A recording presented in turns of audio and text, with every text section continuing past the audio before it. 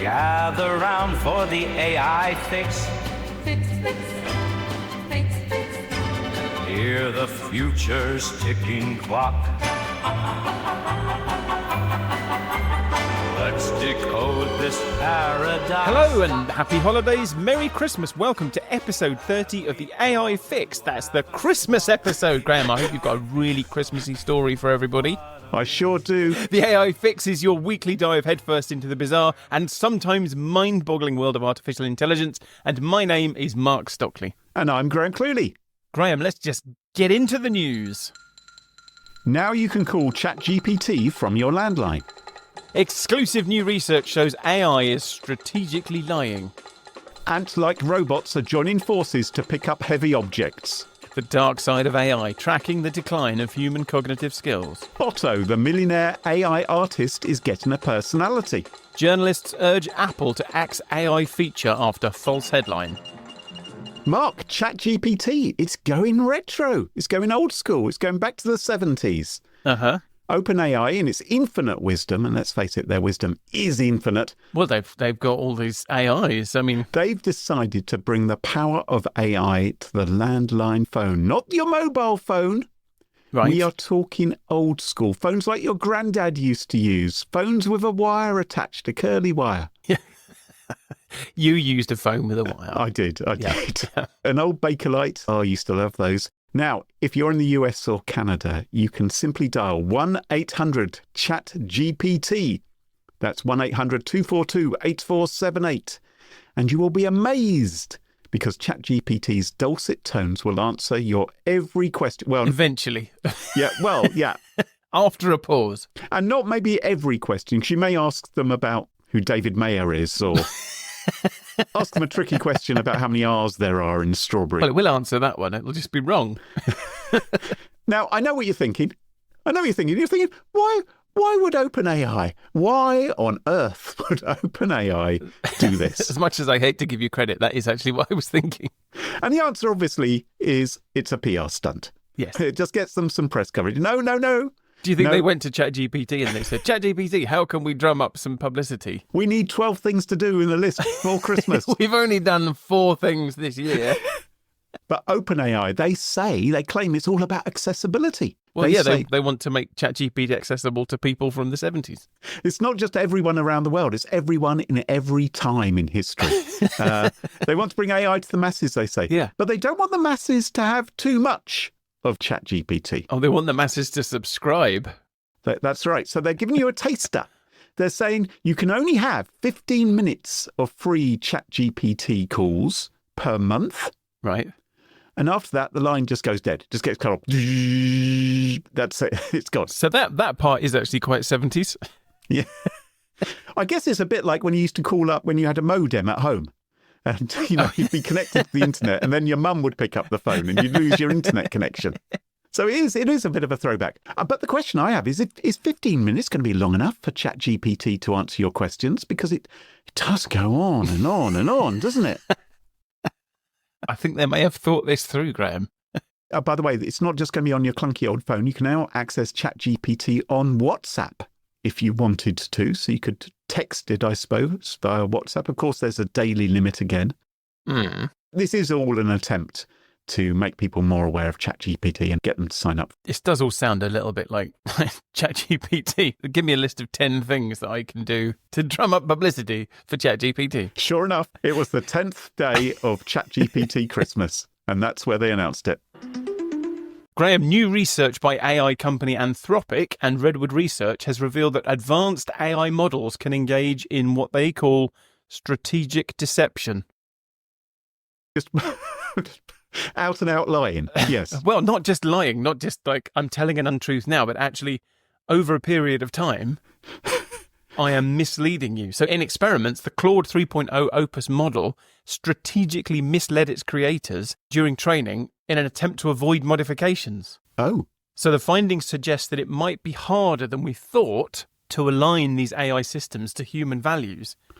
Because the process we're using can't differentiate between a model that's actually aligned and one that's pretending to be aligned. Okay.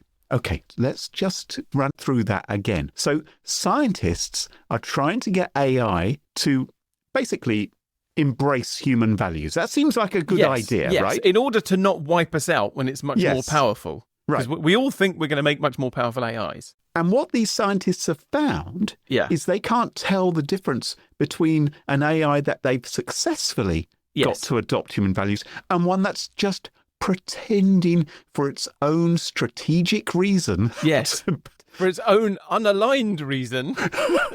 Right. I mean, we're laughing, but it's a nervous laughter. Right. Do you know what this reminds me of? There's a bit in the psychopath test, isn't there, where they would talk about this research institute in the 70s where they thought they were rehabilitating psychopaths. And they were doing all these bizarre things. Of course, they were giving them LSD and all that, because it was the 70s. But they thought they were rehabilitating psychopaths, and it turns out they weren't. They were just teaching the psychopaths how to behave as if they had been rehabilitated in order to be let out. Oh, my goodness. Anyway, it gets worse. Yeah, it gets worse than that. It gets worse. So it turns out that their AI's deceptive capabilities actually increase as the AI becomes more sophisticated. So as you might expect, as it gets more intelligent, it gets better at being deceptive. So that suggests that when we make better AIs in future, they'll be better liars. So maybe the things that we build now to solve this problem won't be able to solve the problem in future because the AI is more deceptive. Right. Anyway, Time reports that in December, the AI safety organisation Apollo Research also published evidence that OpenAI's O1 model lied to testers in an experiment when it believed that telling the truth would result in it being turned off. Oh, so my it's God. not just Opus 3. Oh, my God. Merry Christmas. I wonder if we'll get to a stage where we'll have to ask an AI, oh, AI, could you just shut down that nuclear reactor that's powering that other AI? And it's, oh, yes, I've done that. And meanwhile, it's actually turned on another nuclear reactor. Now, you'll remember in episode 28, I talked about how scientists have made very, very small robots. They claimed they could fit over 30,000 of them on the sharp point of a needle, which did raise the question of... Yeah, because who's going to check? Just see this needle? It's got 30,000 robots on it. And they said that these robots could walk. It was more like tumble or fall over. Listen to you scoffing at the fact that microscopic robots can't walk. That's not walking. You've essentially achieved nothing. I love a little robot. Yeah. And South Korean scientists, they love ants. I think they also love little robots. They do love little robots as well. Apparently, they've been inspired by the way that ants band together. Yeah. Ants are great, aren't they? They sort of join forces to bridge a gap in a path, or Yep. they will huddle in the shape of a raft to survive a flood. Mm-hmm. So these scientists are now developing swarms of robots that can do the same thing. And once again, these robots are really tiny. Mm. So they've developed swarms of tiny magnetic robots that work together like ants to achieve Herculean feats, like traversing and picking up objects many times their size. 1,000 micro robots formed a raft. It floated on water. It wrapped itself around a pill that weighed 2,000 times more than each individual robot. Mm-hmm. And together, they could transport that drug through a liquid. On dry land, they managed to transport cargo 350 times heavier than each individual. Now, I read about this. Yeah. And I thought, this sounds extraordinary. Where's the video? Yeah. I found the video. Oh. Yeah. I'm sorry this is an audio podcast. We'll link to it in the show notes. Mark, check out the video. Do they not make a lot of noise? We could sort of add heave-ho noise. You'd go, heave, heave, heave. Oh, wow.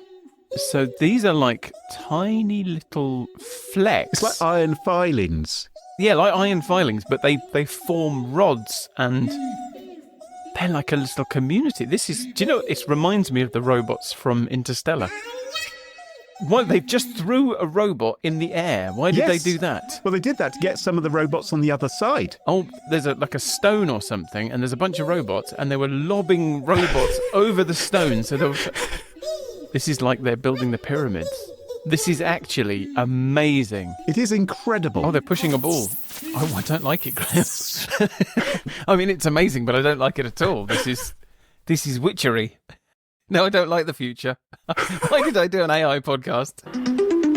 So, Graham, experts are warning that relying on AI too much could result in diminished critical thinking, problem solving, and decision-making skills among individuals. And Surely not. we're at episode 30. I wonder if you can chart a gradual decline through the 30 episodes. Basically, the more we ask AI to think for us, the less we stimulate our own brains, because the less thinking we're doing. And it's feared that the convenience offered by AI might encourage people to disengage from mentally challenging activities, which is going to lead to a gradual erosion of cognitive which is going to lead to a gradual erosion of You're right there, Mark. Shall we move on? So in October in New York, there was an art exhibition presented by Sotheby's of the work of Botto. Oh, not them again. Yes, Sotheby's again. Weren't they flogging some crappy AI-generated art a few episodes ago? So Botto is unconventional in the artistic community. No heavy ingestion of narcotics and alcohol. Actually good at drawing. Instead, it gets its creative juices flowing directly from GPUs. So at its heart, this is an AI image generator. Yep. But it likes to describe itself as a decentralized autonomous artist. I evolve over time to generate art and challenge conventional ideas of creativity and authorship. So it's already turned into a wanker. Yes, exactly. It is a true artist. But unlike what many of us might churn out on Midjourney or DALL-E, Yeah. Botto has racked up a fortune in sales and a clutch of awards. You can check out some of its art online. Just when you think this sounds really horrific, reassure yourself by knowing that you can buy Botto cryptocurrency as well.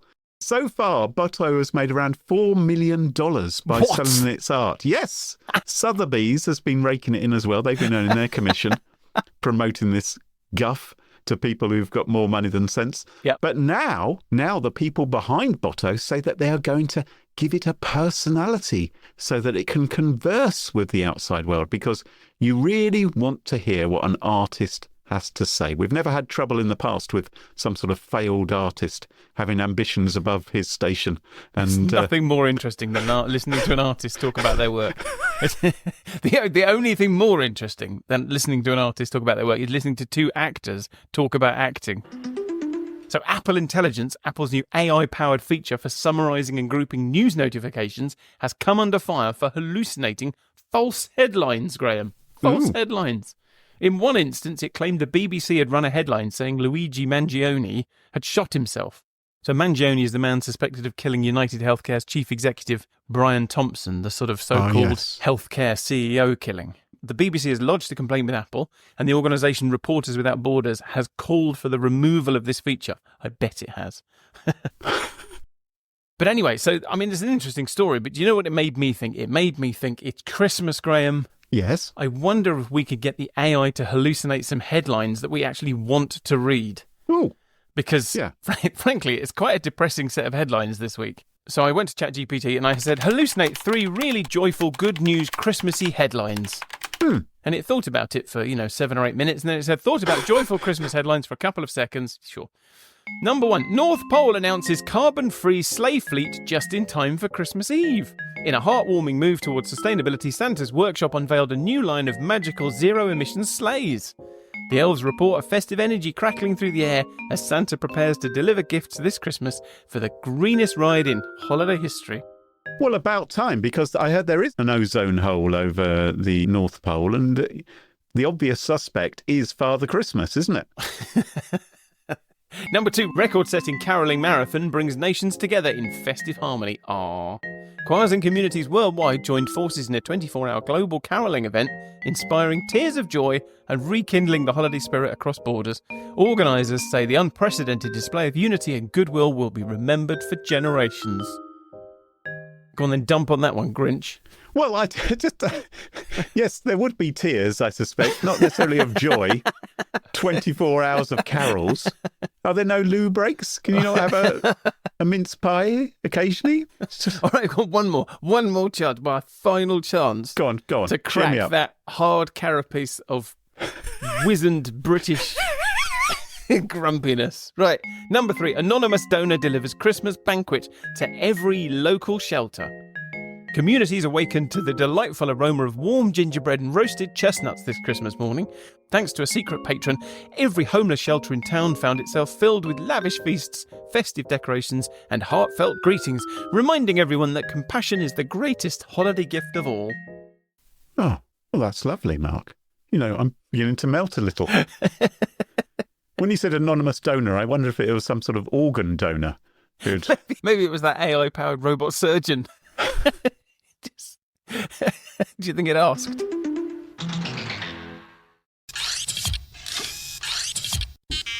Mark, when you think of Gemini, what do you picture? I picture a 2-person space capsule that had the world altitude record before the Apollo moon landings. That's right, yeah, because there is this space connection. There's the constellation, which contains 2 bright stars, of course. And or maybe like me, in the mid-1970s, there was a TV show called Gemini Man from America, where a secret agent exposed to radiation in an underwater explosion is rendered invisible.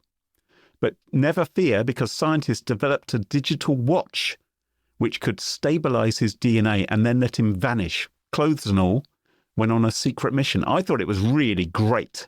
Yeah. But he could only stay invisible for up to 15 minutes per day. It was really exciting because digital watches at the time were really newfangled. And you could go around and press the button, imagine you were invisible. Unfortunately, according to Wikipedia, it was cancelled after 5 episodes. But I remember it very fondly. Or maybe you think of Gemini, the zodiac sign, which is, of course, complete and utter bollocks. I'm not sure which of these inspired Google to call its AI Gemini. I don't know which.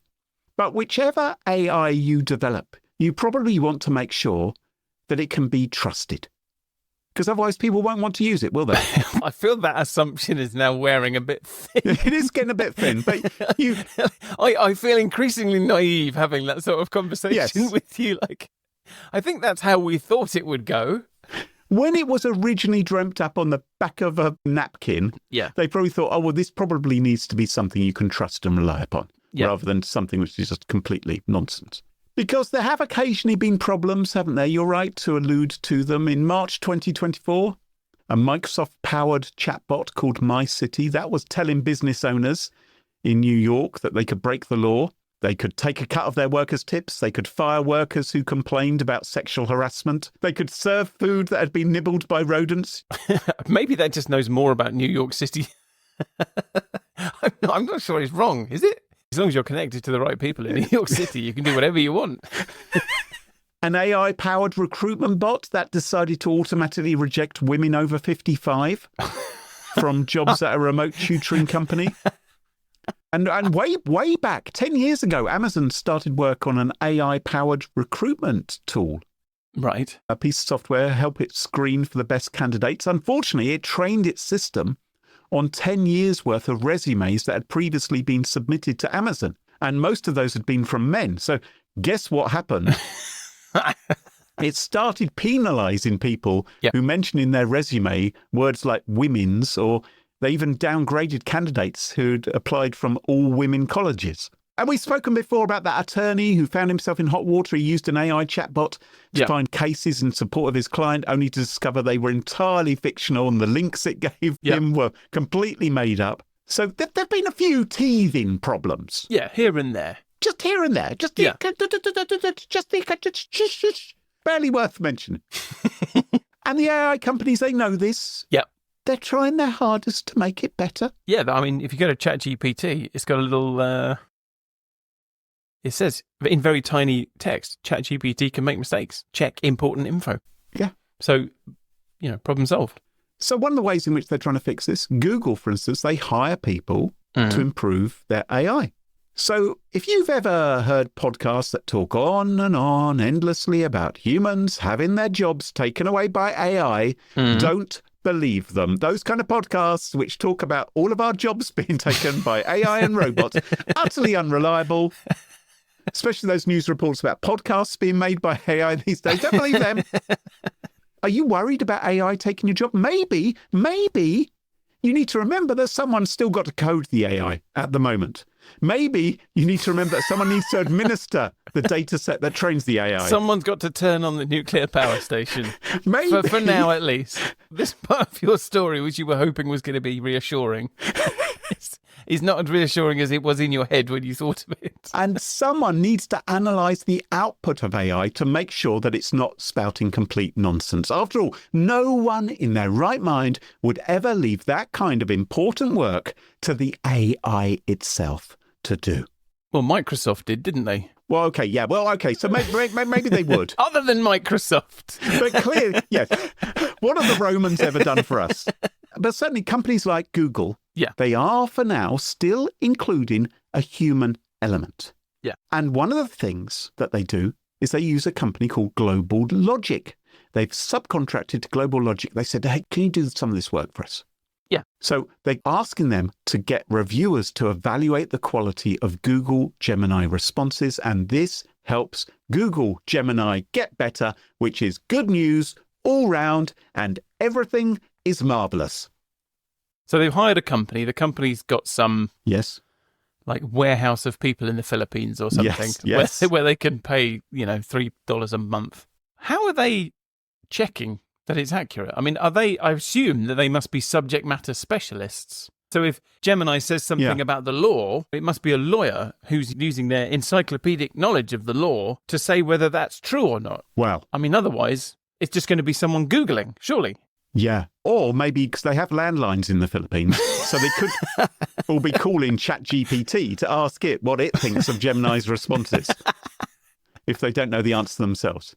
You have identified a genuine problem, which is sometimes these people may not be so expert. Earlier this year, we described how Google search engine AI overviews powered by Gemini had advised using glue to make cheese stick better to pizza. I mean, I'm sure that works. Yeah, absolutely. Nothing wrong with it in one way. Depends what Yeah, as an adhesion problem. If you just wanted the pizza as maybe a form of wall covering or loft insulation. Or you wanted to sell it through Sotheby's as some sort of AI-generated art, yeah. The only problem is if you want to eat it. Yeah. Or the other thing that AI Overviews was recommending on Google was that eating at least one small rock a day was good for your digestive health. And apparently it learned that from experts because it had scoured the web and it had found an article on a website called, hang on, let me just look this up. The website called, The Onion. And The Onion had said that geologists were recommending you eat a rock a day. Yeah. And so Google had decided that was a sensible piece of advice. So humans are helping Google Gemini by reviewing these responses, rating the accuracy of their outputs. And you're absolutely right. This important question is, how do the humans know if the answer is a good one or not? I mean, if you're not an expert on digestive health, but a really, really keen geologist, you might think eating rocks is great. Yeah. So you need to be an expert in a particular subject. Yeah. And the truth is, not everyone's an expert in everything, Mark. Try and remember that, Mark, right? Not everyone knows about everything, actually. Tell me about it. Right, so... yeah, I'm reminded of that every week. So you have to rely upon the contractors sometimes, seeing a response from the AI system, reviewing it and saying, I don't know, beats me, because they're not experts, right? And they can pass it on to someone else. Yeah. Now, until recently, Global Logic, this company which Google was farming out this work to, they told their contractors they could skip certain prompts. The prompts are the text-based instructions or questions given to the AI. So just do the easy ones. Just do the easy ones. Yeah, like a kid doing a maths test. And opt out of evaluating the responses created by the AI to those questions. Yeah. If the question or if the prompt was way outside their area of expertise. Seems sensible to me. For instance, I'm prepared to admit I know a fair bit about Doctor Who, but I know next to nothing about Star Trek or Star Wars. The reason for that is Doctor Who's for grown-ups, Star Trek and Star Wars are for kids. It's just childish frippery. Never the twain shall meet. They're completely different things. But even within Doctor Who, I'm much more knowledgeable about classic Doctor Who from the 1960s and 1970s than I am of that modern version. Yeah, so the adult one that you enjoyed as a child, rather than the childish one that you've enjoyed as an adult. I've never thought of it like that. Yeah, funny that. Anyway, so according to TechCrunch, who've been writing about this in Global Logic. If I was a contractor working on this project, historically, I would have been able to skip testing Gemini with questions about Mr. Spock or William Shatner's girdle or something like that. I could avoid those ones because I wouldn't know. Yeah. They don't actually give that as an example. They say a contractor could skip a prompt which asked a niche question about cardiology, whatever that ology is, or if they didn't have medical expertise. Well, it's the study of cards, I think. Yeah, exactly. So gamblers. Yeah. But I think we're talking about the same thing here. But it's all changed now, because according to TechCrunch, Global Logic has now announced a change to its contractors saying they can no longer skip testing Gemini where particular prompts are based on an area which they have no expertise in. So if you have a cardiology question and you know nothing about cardiology, or if you have a question about eating rocks and you have no concept whatsoever as to why that might be a bad idea, you cannot any longer skip being asked to evaluate that question and that response. Oh, that seems bad. Do you think? I suppose it depends how you do it. Well, the contractors are being told they have to rate the parts of the prompts that they do understand. Right. And indicate with a note that they didn't understand everything. So you could understand a bit of the question which started off with, what should I do? Yeah, very confident. Yeah. And I didn't know about the bit which said, with a pain on the left-hand side of my chest. Seemed fine to me. The AI suggested jumping up and down and shouting a lot would help with the pain in my chest. So the concern is that contractors are sometimes tasked with evaluating these really highly technical AI questions, maybe about issues about rare diseases. It could be mathematics. It could be about all sorts of things. And some of the contractors have raised internal memos. They've sort of said, I thought we were trying to increase the accuracy by passing it on to someone who might know the answer rather than guessing ourselves. But apparently that's not the way forward. I'm actually a lot less concerned about the people who are rating the bits of the questions that they don't know. And the ones who believe they do know the answers. Exactly. Yeah. People with unearned confidence going, oh, yeah, absolutely. I know exactly what this is. My uncle had this. It's the same thing. Yep. Google says not to worry about this. They've got plenty of systems in place to evaluate the quality of responses, going beyond what these humans are doing. But sorry, going beyond what these humans are doing? Yes. Oh. You know that this is just being checked by an AI, don't you? They are going to be on that landline to ChatGPT. Or they'll be asking Botto once it has a personality. I reckon the reason all these people are now mandated to provide an answer is that they're giving the same question to multiple people. And they're looking across the span of answers and they're doing the wisdom of crowds things, and that's probably all being processed by an AI. The problem with asking a large number of people their opinion on an important subject. There have been some elections recently. Sometimes a lot of people get the answer quite wrong.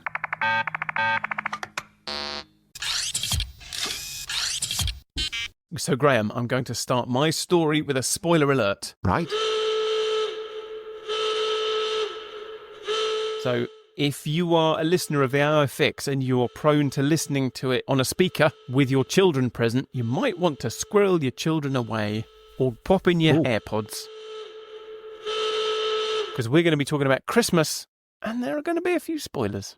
Oh, are you going to entirely spoil Christmas for children? I'm going to ruin Christmas for children, yes. Cheapers. Do you remember Christmas as a child, Graham? Do you remember the smell of mulled wine, maybe? Snow on the ground? I wasn't given mulled wine as a child, Mark. You might have smelled it, though. I mean, it's aroma. Well, no, the main aroma I remember is the aroma of burning flesh, because I had chilblains and I'd stick my feet up on the radiator to try and warm them up. So I remember that. I remember, yes, snow on the ground. Yes, that was always very exciting, and lots of pine needles in the carpet. Weirdly creepy children's TV shows? Yeah, that was a thing, wasn't it? Yes, ghost stories, yeah. Being taken by your parents to go and sit on some slightly inebriated old man's lap in the local shopping centre. Not any old man, Mark. We were very lucky in our town because Father Christmas actually made a point of stopping by the local department store and having a chat with us. Oh, we just had the head of the local Rotary. Speaking of Santa, maybe you left a mince pie and a glass of brandy for Santa. Perhaps a carrot for Rudolph. Yes. Yeah. Nothing yes. for the other 7 reindeer, obviously. It was the 70s. Discrimination was everywhere. So Christmas is about a lot of things to a lot of people. But mostly, I think more than anything, the real spirit of Christmas is lying. The central pillar of Christmas as a child is a massive, whopping lie that parents tell their children. Oh my God, I really do hope people switched off. Your parents told you, I'm sure, that Santa is a fat bloke that wears a red coat and he lives in the North Pole. He's got a team of elves who hand make the plastic toys that you can see in the Argos catalogue. And he flies around the world on a magical sleigh pulled by reindeer. He goes to every child's house and he comes down the chimney and he's got time to enjoy his mince pie and brandy, and then he leaves presents in a stocking by the fireplace. And it's a story that is, on its face, preposterous, even to a young child.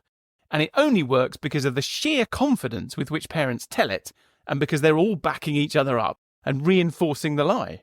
But at some point, This is your theory, Mark. This is your theory, right? I stress this is not the official point of view of the AI Fix podcast.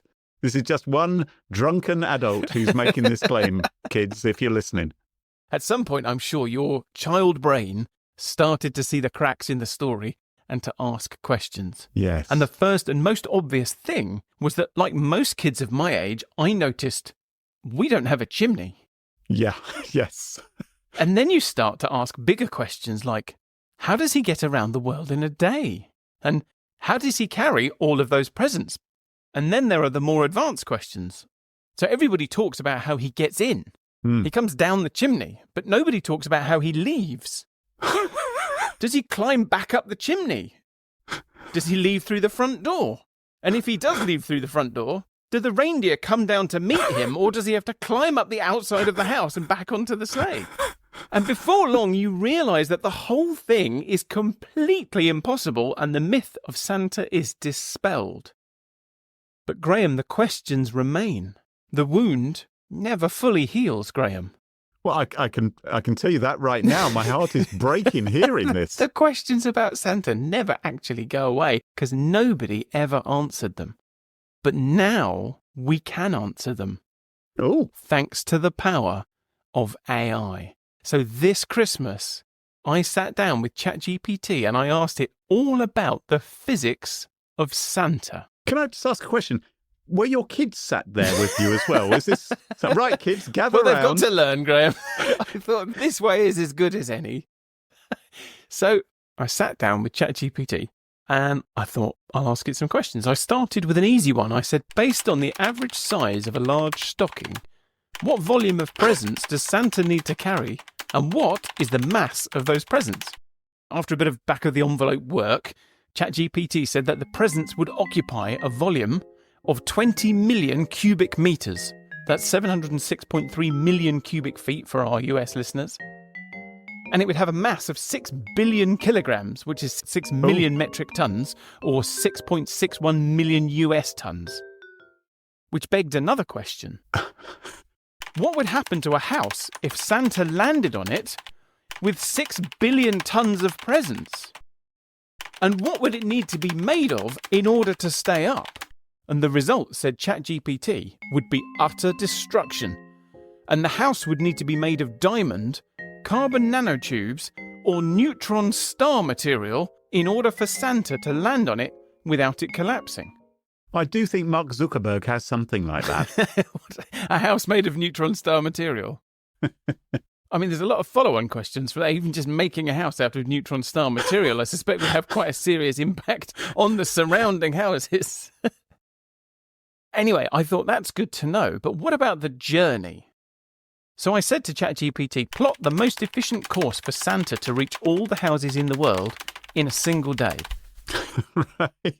And it said Santa's route, based on an efficient time zone strategy, might look something like this. The goal is to minimise backtracking and leverage Earth's rotation starting at the international dateline and moving westwards. And then it said, very helpfully, would you like to see a visual representation of this global route? Ooh. And I thought, that's fantastic. I'd love to see that. Yeah. So I said, yeah, go on. Let me see it. Hmm. And Graham, I've put the picture in the show notes. Well, it's beautiful, and it's also Christmassy. Yeah. With lots of sort of like snowflakes in outer space. Yeah. And it's got the route plotted on it with a little Santa and some presents. I think that's all rather lovely. Admittedly, it does look like a red circle just scrawled by a child over a map. And it has put South America in Australia. Oh, Yes. It's also put South America in the sky. yes, and Oceania, that's close to the North Pole, I can see It's actually as well. hovering above the North Pole. Yes. Asia is in the middle of the Pacific. Yeah. And the international date line is somewhere between Africa and the US. Yeah. Yeah. But other than that, yes, very helpful. Is this the map you're going to print out and give to Well, this is the map that Santa needs to use. You should give him this at the department store, the chap from the Rotary Club. I can tell him to go to Ealf Asia. Good old Ealf. Okay, so pictures aren't ChatGPT's thing, but let's dig into the physics of that journey. So I said to ChatGPT, using the laws of physics as the only restriction, estimate how quickly Santa would have to move between houses on his journey around the world and how much time he's got in each house. Oh, yes. I said you'll need to account for the fact that Santa doesn't move at a smooth speed. He's got to stop, drop off presents, and then accelerate and decelerate between homes. Because remember, he's stopping, he's going down the chimney. Yeah. So ChatGPT gave itself these constraints. It said there's about 2 billion homes worldwide, and thanks to rotation and time zones, Santa has approximately 36 hours. Right. And it assumed an average of 1 kilometre between each home as a rough global average. And so it thought about it, and it produced a frankly enormous response with lots and lots of equations. But in summary, it said, time per home is around 65 microseconds. The maximum speed is about 20% the speed of light. And the acceleration is 1.9 times 10 to the 12 metres squared. Mark, you're sounding a little bit sceptical here. What you have to recognise is that this whole Father Christmas operation, Santa Inc., is actually a franchise operation. So he's not doing all of it himself. Yep. He's got other people. This may surprise you. There are other people who don the uniform and are representatives of Father Christmas. You're saying that the head of the local Rotary does more than just sit in the local shopping centre. That's right. Yes. Well, I think anybody listening to this knows that you've just made that up because we all heard the lies as a child, and it was very clear that there is one Santa, and he flies around the world on a sleigh pulled by 8 reindeer. So anyway, 65 microseconds per home and travelling at a maximum speed of 20% the speed of light. But it turns out that that's the easy part. Oh. Because the next thing I said, I want to know about acceleration. The maximum speed is 20% the speed of light, but he's got to speed up and slow down between houses, which are a kilometre apart. I said, given the acceleration, what G-forces would Santa's reindeer be subjected to? And it said the reindeer would experience approximately 194 billion G-forces during this acceleration. And handily, it reminded me that humans lose consciousness at around 5 to 9 G without special equipment. And that reindeer experiencing 194 billion G-forces would disintegrate without magical intervention. Okay, I thought travelling at 20% the speed of light and accelerating at 194 billion G is going to generate quite a bit of friction. And now I'm starting to understand why Rudolph's nose is so red. So I wanted to know, how hot would Rudolph's nose get during this acceleration and how loud would the shockwave be? And after much deliberation about stagnation temperature of compressed air, ambient temperature, the heat capacity ratio of air, it concluded that the temperature T is astronomically high, approximately 4.4 times 10 to the 12 Kelvin, which is hotter than the core of the sun. Rudolph's nose would instantly vaporize. And then onto the shockwave, it said shockwave intensity, blah blah, sonic boom, overpressure, 250 decibels. 250 decibels is far louder than the threshold of human hearing. Pain begins at 130 decibels, apparently. So Santa moving through the air would obliterate the eardrums of anybody nearby and devastate the surroundings.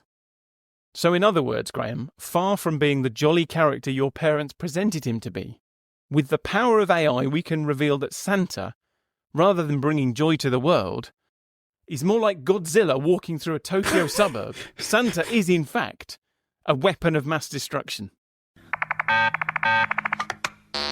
Well, as the doomsday clock ticks ever closer to midnight and we move 1 week nearer to our future as pets to the AI singularity, that just about wraps up the show for this week. If you enjoy the show, please do leave us a review on Apple Podcasts or Spotify or Podchaser. We love that. But what really helps is if you make sure to follow the show in your favourite podcast app so you never miss another episode of The AI Fix. And the most simple thing in the world is just to tell your friends about it. So tell them on LinkedIn, Blue Sky, Facebook, Twitter, maybe not Twitter, Club Penguin. Just tell them you really like the AI Fix podcast. And don't forget to check us out on our website, theaifix.show, or find us on Blue Sky. So until next time, from me, Mark Stockley. And me, Graham Cluley. Goodbye. Happy Christmas. Bye-bye. The AI Fix, it tunes you in to stories where our I've got a question, Mark. machines that learn, they grow. Yeah. Your children, One day they'll rule, we won't survive. do they like you? It paints the scene, a robot king, a world obscene. Will serve our masters built of steel. The AI Fix, a future surreal.